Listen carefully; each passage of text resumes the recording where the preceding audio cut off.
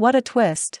Elbridge Colby, Washington is in for a disaster. The US is losing its military advantage. America should be preparing for war over Taiwan. Washington is in for a catastrophe. The US is losing its military advantage. America should prepare for war over Taiwan. Former Assistant Secretary of Defense Elbridge Colby believes that the Biden administration is losing to China in the conflict over Taiwan. Washington needs to deal not with rhetoric, but with urgent real measures to correct the situation, he writes in an article for Foreign Affairs.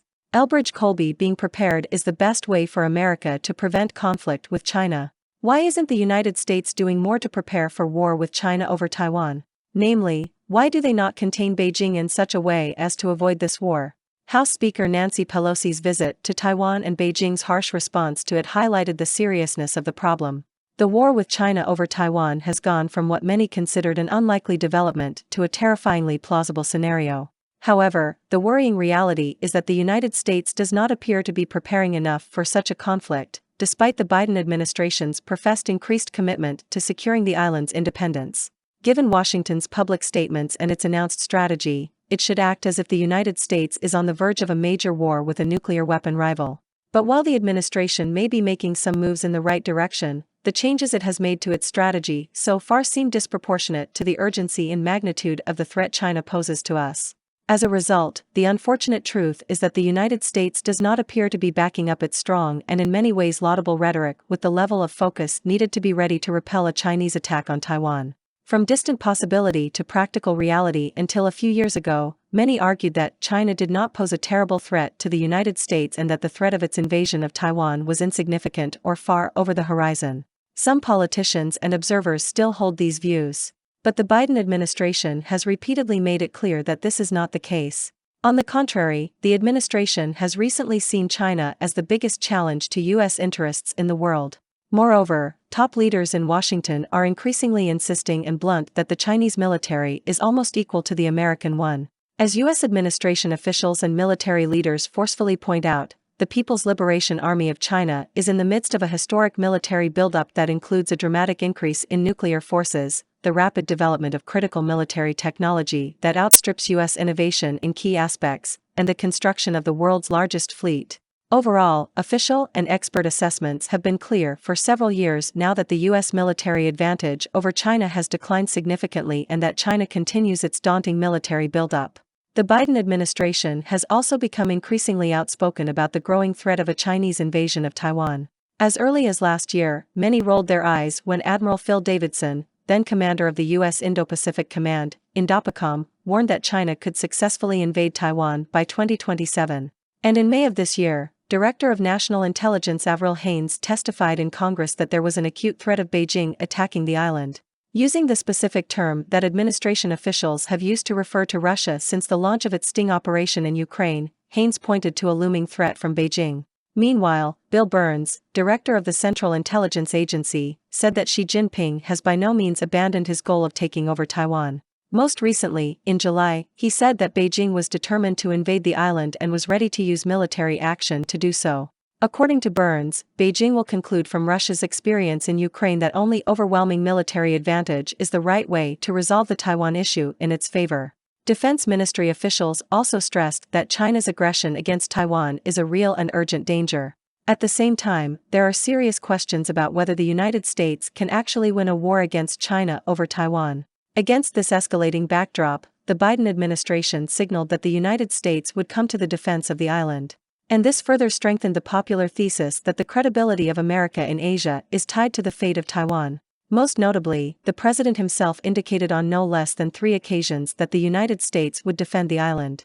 Moreover, despite the refutation of these claims by middle-ranking officials, the fact remains that the administration has signaled a firm commitment to Taiwan in other ways as well. For example, the State Department has repeatedly described U.S. commitments to Taiwan as unshakable.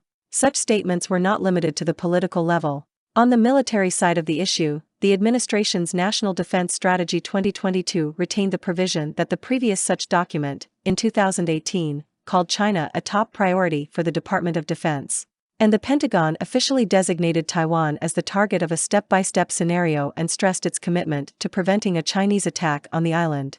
Senior officials, including Kathleen Hicks, Deputy Secretary of Defense, and General Mark Milley, chairman of the Joint Chiefs of Staff, have meanwhile confirmed that a denial strategy is the best way to deal with the threat that China represents for Taiwan. But here's the catch: the Biden administration's move to deploy military forces that could actually prevent a Chinese invasion of Taiwan doesn't seem to match its rhetoric. The gap between words and deeds can be seen by looking at the four most important tools available to the United States: increasing defense spending, reorganizing the U.S. military to fight China, using force in a way that focuses more on the threat posed by Beijing, and involvement of U.S. allies in direct or indirect participation in the containment of Beijing. Military spending, leaving aside the economic and political merits and demerits of such a course, heavy defense spending will give the U.S. military more resources to counter the Chinese threat. Keep in mind that China's economy dwarfs that of the Soviet Union, Nazi Germany, or imperialist Japan combined, and that China has increased defense spending by 6 to 10% annually for a quarter of a century. It has maintained this momentum even in the face of slowing national economic growth in recent years. Beijing's defense spending currently accounts for at least a third of the U.S. defense budget. Some reputable analysts argue that the real figure is much closer to parity. Moreover, China has the advantages of geographic proximity to Taiwan, technological rapprochement with it, and lower military personnel costs. All this reduces the U.S. advantage in the form of a nominally higher military budget. However, despite China's growing military strength, the Biden administration's FY 2023 defense budget request has been set below inflation. It remained virtually unchanged from the Pentagon's requests for the previous fiscal year. In effect, the administration proposed cutting the military budget. Although Congress increased military spending for 2022 and will likely do so again for 2023, these actions still lag far behind the consistent annual real growth of 3% to 5% deemed necessary under the 2018 National Defense Strategy year, containing a call to give priority to China. It turns out that this prioritization does not seem to be implemented in practice. In this regard, we can conclude that the administration left virtually unused the opportunity to significantly increase defense spending to counter the growing Chinese threat to Taiwan. Fundamental modernization of the armed forces of China in terms of reorganizing our military to focus more on repelling a possible Chinese attack on Taiwan. Our military is taking a number of promising initiatives. But it is far from clear whether the Pentagon is investing adequately in developing and deploying the capabilities needed to repel Chinese aggression, especially those needed over the next decade. Last year, for example, Congress criticized the Department of Defense for attempting to use funds from the Pacific Deterrence Initiative, PDI, a tailor-made project to meet INDOPACOM's urgent need to improve the U.S. ability to defend Taiwan, to fund programs that would actually be used elsewhere in the world. Although the department has used PDI funds more effectively this year, the Pentagon still left INDOPACOM's $1.5 billion needs underfunded. To make matters worse, the ministry continues to purchase key munitions in insufficient quantities to be used in a possible conflict over Taiwan, even as the Russian special operation in Ukraine has clearly demonstrated the need for significant stockpiles of vital munitions. For example, the U.S. Navy recently informed Congress that the Air Force and Navy have decided not to maximize production of critical long-range anti-ship missiles despite no immediate replacement. Similarly, the Navy has chosen not to fully fund the acquisition of SM-6 missiles or naval mines, which are critical to defeating Chinese navies in a Chinese invasion of Taiwan scenario. No less worrisome is the situation with large military platforms. In May, U.S. Naval Operations Commander Michael Gilday testified that even the most optimistic version of the Navy's latest shipbuilding plan would not be able to meet the operational requirements for repelling a Chinese attack on Taiwan before the 2040s, that is, even 15 years after the date, which Davidson cited as a possible date for a Chinese attack. The U.S. Navy is rapidly losing strike power, shedding cruisers, destroyers, and submarines that could have been involved in the war over Taiwan, despite the fact that it will not have a real opportunity to replace them for many years to come. Both the Air Force and the Army have placed key programs, including the production of critical spare parts, long-range weapons, watercraft upgrades, and navigation and synchronization systems, on postponed needs lists, indicating they are of low priority. This does not at all correspond to what the experience of the Russian special operation in Ukraine literally cries out. Large investments are needed to create a reliable and active military-industrial base. Of course, the Ministry of Defense is taking important steps to counter the Chinese threat. A clear example of such efforts is the Marine Corps' Force Design 2030 project. Serious efforts are being made in the Air Force, INDOPACOM, the U.S. Strategic Command and some other military structures. But they seem less the norm than the outstanding exceptions in their urgency and determination to rebuild the military to meet the Chinese challenge. Most of the other signals, including those from the most senior Pentagon officials, come across as something closer to business as usual than the blow everyone up approach that the Taiwan situation deserves.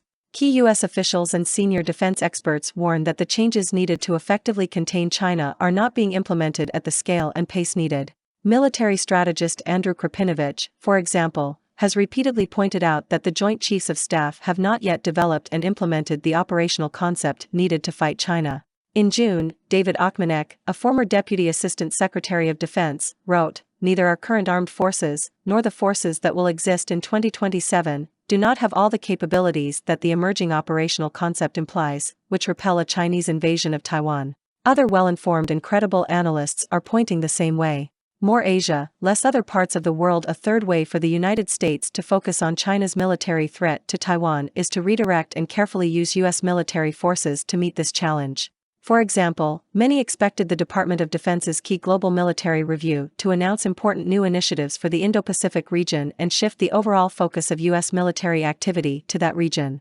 However, the administration did not. In fact, on some critical issues, the United States has actually retreated in its concept of deploying American military forces in the world.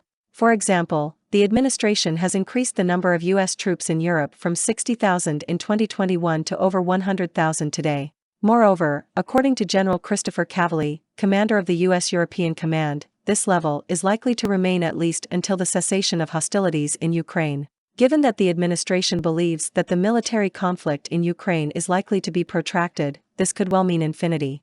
Worse, the administration is increasingly signaling that it intends to resume its activities in the Middle East. As if to leave no doubt about what this would mean for U.S. forces, General Michael Kurilla, commander of U.S. Central Command, said, "This region is at the center of America's strategic rivalry with Russia and China. This is especially worrisome because the deployment of forces to Central Command effectively undermined the implementation of the 2018 National Defense Strategy under the Trump administration. As a result, the Pentagon's concept of global deployment and deployment of U.S. forces is proving to be counterproductive in dealing with the deteriorating military balance around Taiwan, not in our favor."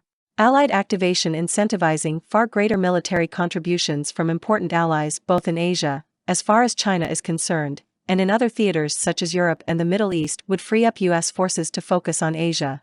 However, with the exception of some isolated moves by our major allies in the region, the administration does not appear to be demanding more of them. Instead, much of Washington's rhetoric and actions are aimed at reassuring allies that the United States will continue to operate as it has done in the past, that is, maintain its dominant military presence in several theaters of war simultaneously.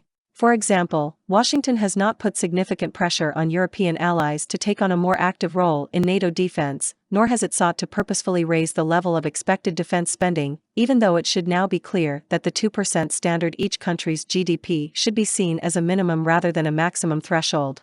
By not pushing for more allies in Europe and the Middle East, Washington is far from what needs to be done to allow the Pentagon to focus more on Asia. The writing on the wall. Taking a step back and looking at the above, we can see a fundamental discrepancy between the U.S. administration's stated goals and its assessment of the Chinese threat and what it is doing to address it. While some commendable and important initiatives are taking place, there is nothing like the fundamental changes that are needed to create a unified force ready and able to repel a Chinese attack on Taiwan in the short or long term. This is simply unacceptable against the backdrop of China's impressive historic military buildup. I want to clarify one important point. The Biden administration is not alone in letting the United States fall behind in preparation to face the increasingly dangerous Chinese threat to Taiwan. On the contrary, responsibility is generously distributed among several administrations and Congresses that have worked for decades. It is now clear that such a strategic shift is difficult to achieve. Both the Obama and Trump administrations have struggled to shift their focus to Asia. The Biden administration is continuing this line. It must not act alone. Congress and the allies of the United States must also make a significant contribution. But it is President Joe Biden and his team who bear the full responsibility now that the situation is clear and urgent. They have to act quickly to avoid disaster. That being said, we simply don't know if China will attack Taiwan this decade. But it's reasonable to assume that Beijing is highly likely to strike if it thinks it will succeed. And important factors indicate that he may consider this decade the most favorable. The United States and its allies are now approaching or may already be facing a window of vulnerability over Taiwan. They cannot afford to focus only on the distant future and must confront the Chinese threat in both the short and medium term. Even if it turns out that Beijing sees fit to wait until the 2030s, the urgency of our action is still critical. Defense strategy is not a short-term affair. Decisions made now will often take years, if not decades, before they bear fruit. Accordingly, the United States must now act quickly and clearly, not only to confront the immediate threat, but also to be prepared for the situation of the 30s of this century. The administration seems to share this view of the threat and what needs to be done. However, what she is doing practically does not yet seem to be up to the task of eliminating her. If such an assessment is correct, this is a recipe for disaster. We don't have access to all the facts. So let's believe the U.S. administration officials. How will they address this apparent discrepancy in the next decade and in the long term? Perhaps some specific details cannot be discussed publicly, but the corresponding strategy in general terms is quite possible. Voters and their elected representatives need to understand the country's overall plans and how they will be implemented if they are to provide the support needed to urgently move to contain China and thus prevent war with it. During the Cold War, Washington publicly explained in great detail and clearly its strategy to contain possible Soviet aggression and, if necessary, repel it. The current administration should at least come close in clarity and seriousness to such a public policy toward China. However, without such clarity or evidence of a fundamental change in Washington's policy on China, Americans may ask themselves, is this how their government should behave if it really thinks a major war with a superpower equal to America is looming? Of course not. And that should really worry us all.